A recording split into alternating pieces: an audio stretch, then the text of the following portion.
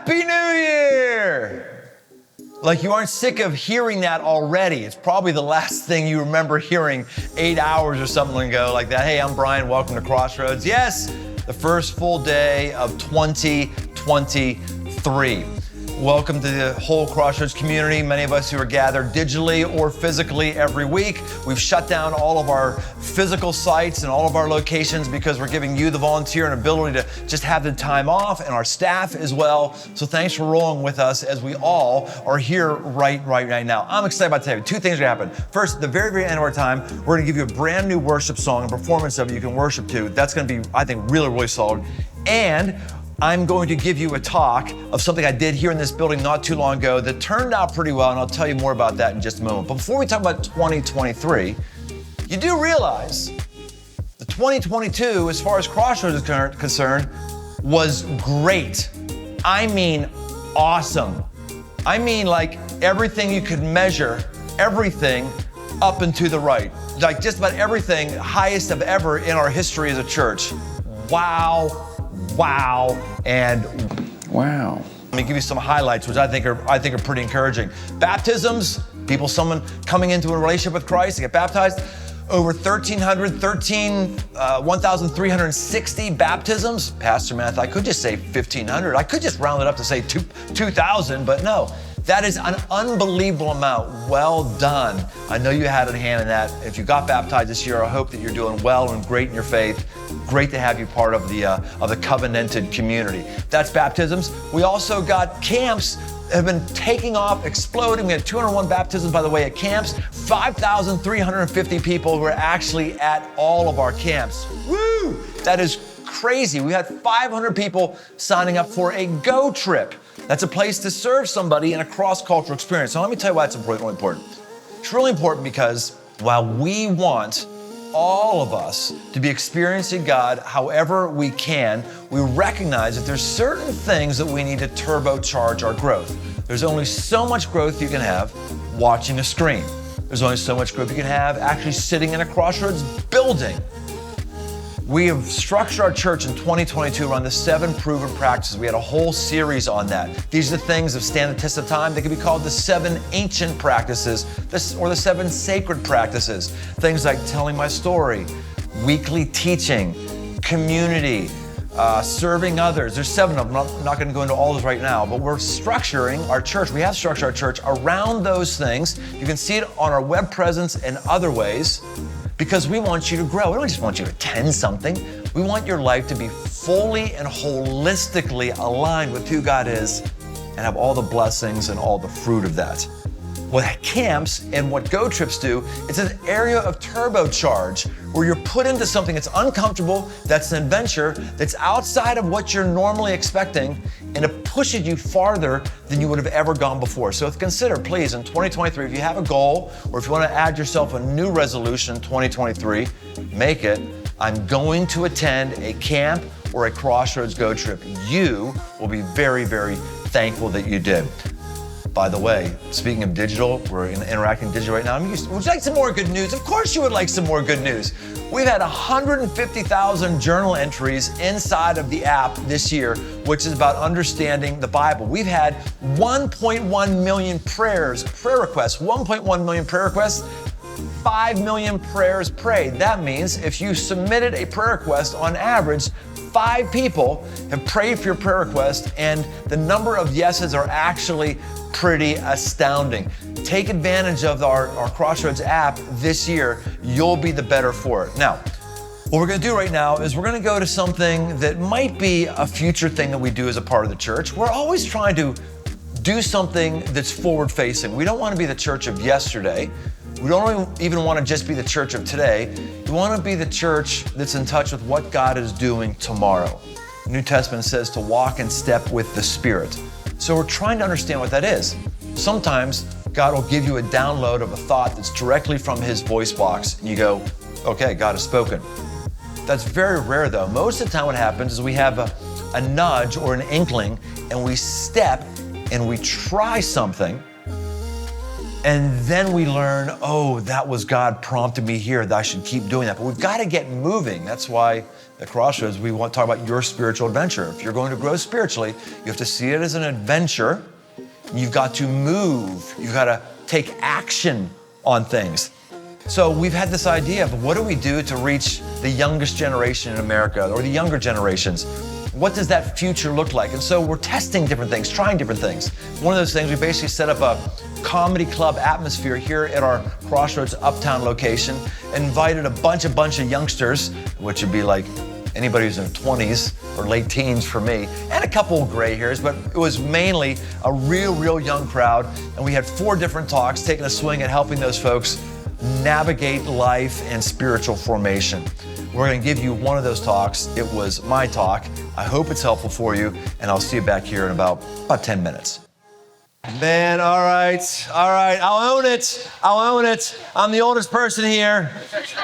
I get to fill the dad role, and I'm going to do that joyfully tonight.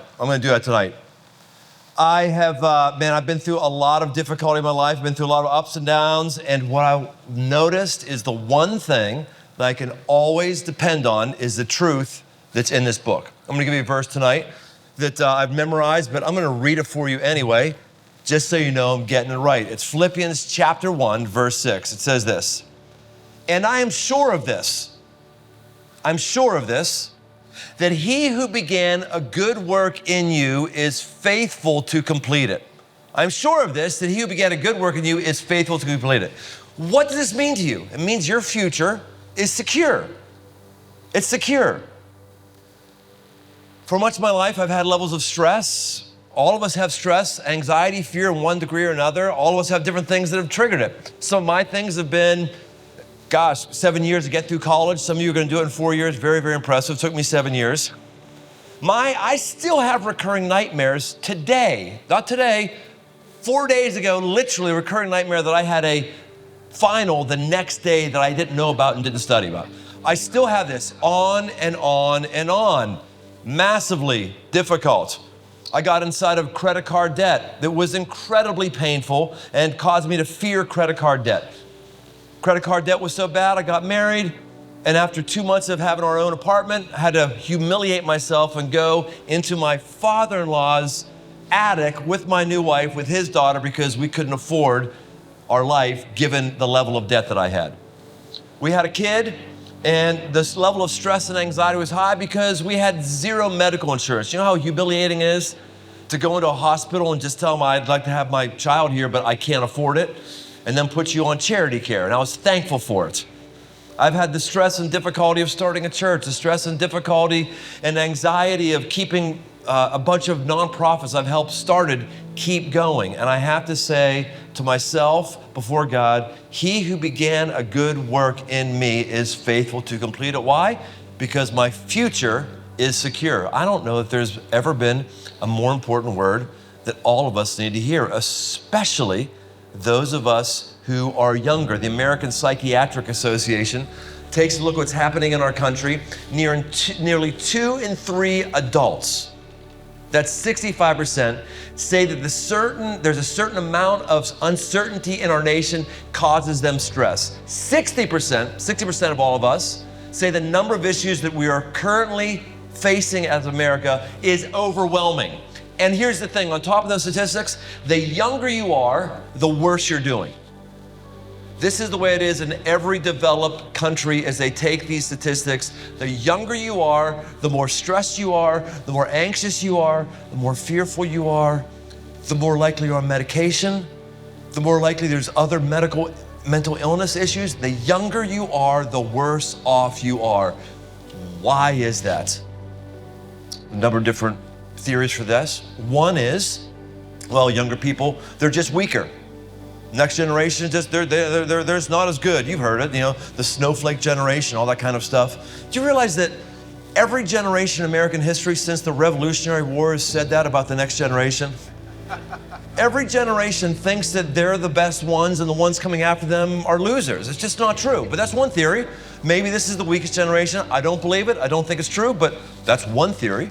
Another theory, which of course you know about, you're aware of this, we ought to at least talk about it, is social media. I can't imagine how much more stress I would have had when I was 18, 19, 20 if I knew I was losing. I can't imagine seeing pictures of people who are doing things that I couldn't do and I couldn't afford to do. I can't imagine how much more credit card debt I would be in. Fortunately, I only had spent time with losers, so I felt like it was okay. So social media is definitely jacking it up. The third thing is the one I want to spend the rest of our time. The third reason why, or possibility for why the younger you are, the more stressed, the more anxious you are, is the younger you are, the less likely you've grown up in a culture that respects God. The younger you are, the more the worldview has taken over your mind, your acquaintances, your education, your everything that says you are random chance accident. There's a random amalgamation of proteins. There was this cosmic goo, and over random periods of time and natural selection, there's you. So there's cosmic goo and there's you. Don't you feel good about yourself? And the answer is no, no. How can you possibly feel secure in a future when it's all about you, when you and I know that we're not that good and we're not that adequate? It's warping us, it's hurting us, it's killing us, it's wiping us out. I had on my podcast, oh gosh, maybe 2 years ago, a psychologist, a Jewish psychologist, very, very smart woman, and she deals with children and families that are in stress and anxiety and fear. And she tells parents, she said, if you don't believe in God, you need to lie to your child. She puts that clearly. Because she says, you might have some great comfort that there's nothingness, and when you die, it's blackness, and there's nothing but you, but your child doesn't. They can't handle the idea that there's just blackness and there's nothingness. So if you want your child to not struggle with fear and anxiety, you need to tell them what you don't believe yourself. She tells them to lie. Her name is Erica Commissar. I just want to tell you, I want to tell you right now, is it any surprise at all that we're doing everything we can to tell one another there is no God, there is no higher entity, there's nothing out there, and then we actually act like it? What did you think would happen if you told a whole culture and a whole younger generation that you are alone, you are so very alone? That there is nobody that has your back, there's no higher power, there's no backstop, there's no power beyond your own pocketbook or the government. What did we think would possibly happen other than what's happening right now? Youngest generation in crisis, because we're getting the fruit of our labors, the fruit of our teaching that says it's all about you. That verse said, he who has begun a good work is faithful to complete, because your future is secure. He, not me, he. I think it's interesting that it doesn't even say God. It says he. Why he? I don't want to really debate the whole thing of is God male, female, because Jesus says, the New Testament says God is spirit, so where there's spirit, there's not genitalia. Now, Jesus certainly had genitalia, but God doesn't have genitalia, so how do you understand, is he male or female? I don't want to get into the whole is God male or female, but all I want to do is say this verse, and the rest of them in the Bible, when they talk about God, they call him a he, not really saying he is the best way, but it's saying he's a personal God with personalities. Right. With a personality. He understands things. He's knowable. He's not just this general cosmic aura that's out there. He's someone you can know and someone you can interact with. He isn't me, because if I'm left to me, I don't have the resources to get through my stress, get through my anxiety, and get to a future that's secure. But he will give you a future that's secure. When I saw this just come so beautifully into focus was when I went over to India. First time I went over to India, we had started some homes that were helping children who had come out of the rape for profit industry. That's what a brothel is in India, the rape for profit industry of minors, of young girls. And as these girls would get rescued, they would they are put into a place where for years and years they are deprogrammed and try to understand that there is a God who loves them, and trying to understand that there is a purpose for them and there is a future for them. And I came into one of the exercises in this home that we support, and they brought in this guy who had this whole drum set, and he gave everybody drums. So I was there as a visitor, so I sat in the circle with all the girls and I had a drum, and he's like kind of drumming, and we all start drumming together, and he drummed softly and we drum softly, start drumming loudly, we start drumming loudly and different cadences. It was really cool, the whole thing. And then he gets down to the whole thing, and then he tries to give his talk to everybody, and he says this: what did we learn today? What we learned is, in here, everything that we need is in us. That's what we learned. Everything we need is inside of us. I looked around at these girls, knowing myself that this is certainly not what the Bible says. He who started a good work in you is faithful to complete. He, not me, he. And I'm looking at the girl, and these girls just looking at him like, what are you talking about? See, only in a spoiled country like ours, where we can debate endlessly, have time to debate endlessly, and we don't have to worry about shelter, food, or staying dry. When you don't have to worry about shelter, food, or staying dry, you can have all kinds of interesting theoretical ideas like, oh, we all have the power within, it's all me, I have all the things but it's not until you get to the most extreme situation that you can actually test an argument. Because these girls are like, what are you talking about? I was in a brothel with zero hope, no power in me to get me out of a brothel, and somebody busted in the door, which was funded, by the way, was funded by people who believed in Jesus and believed that this world is supposed to give hope. And they busted into the brothel and they got me out, and they're right now trying to get me to a place that I've never been in my life. All the answers, everything I need is inside of me? No, it's outside of me. It is He. That's what a Savior is. That's who Jesus is. It's a Savior. Now, when you understand that this is the way your future is secure, by looking at He and not at me, by seeing that He started something in you. You're here tonight not by accident, because He started something in you.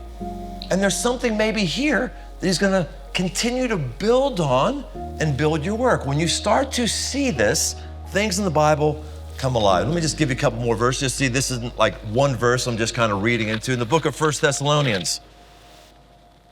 Book of 1 Thessalonians. Where is it? There he is. 1 Thessalonians chapter 5. He who calls you is faithful. He will surely do it.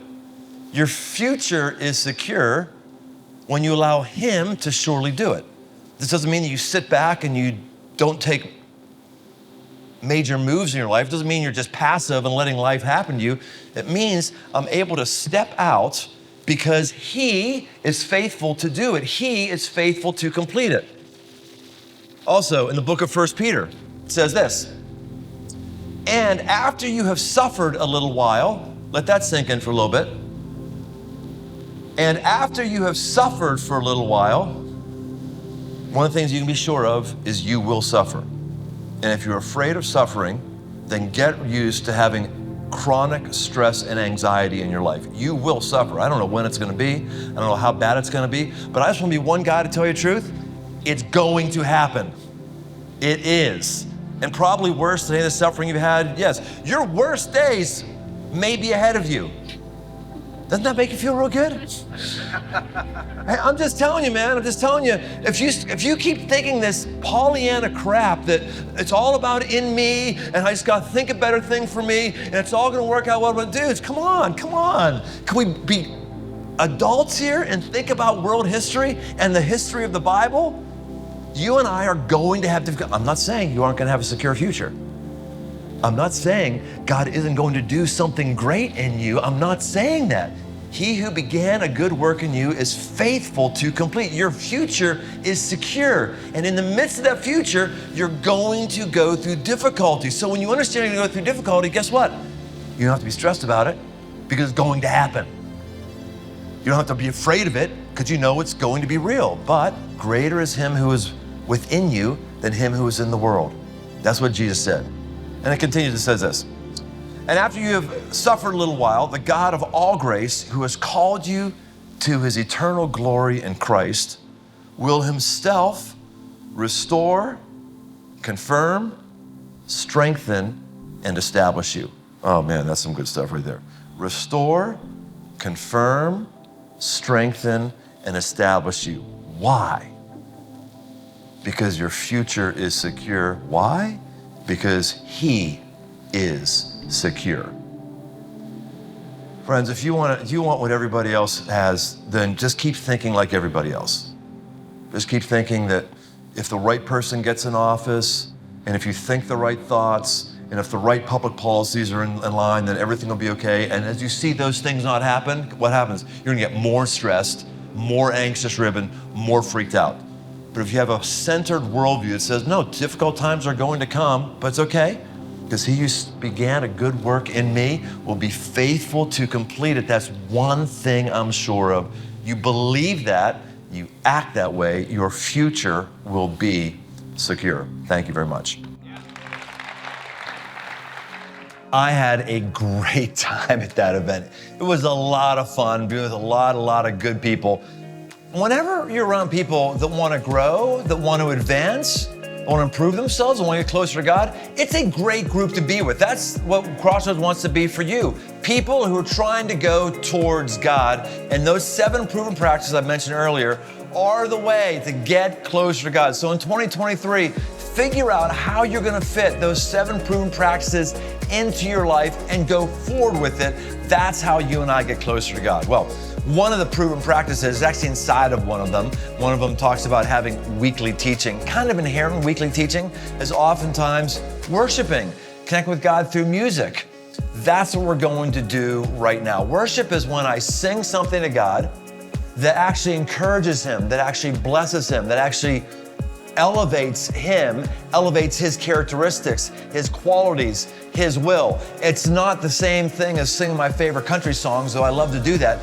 There's something spiritual takes place when that happens, because worship is sacred, it's ancient, it's important. We write worship songs around here because they are important. We're gonna give you right now a special online release of a song that our label is going to be releasing on January 13th. It's called Lost Time.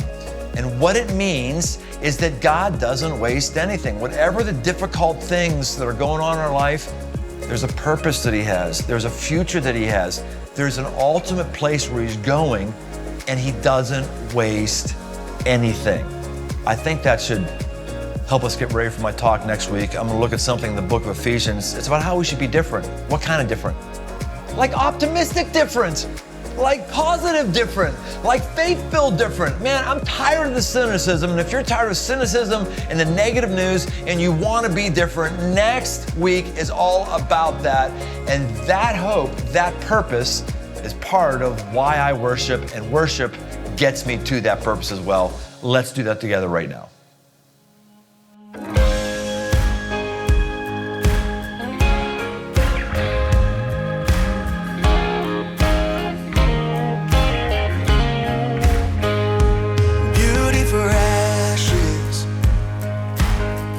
For these tears, you met me in the ruins and restored all my years out of the wasteland, the shame of my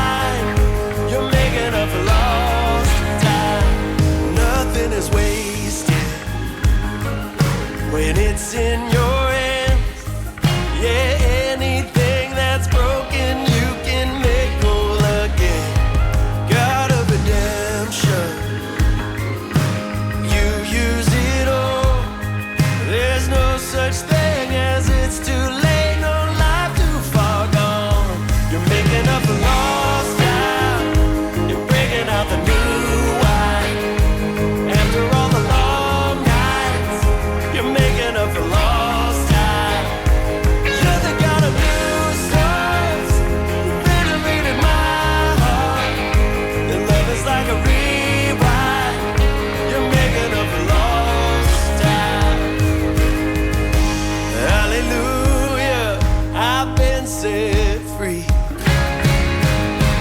Hallelujah, my slate's been wiped clean.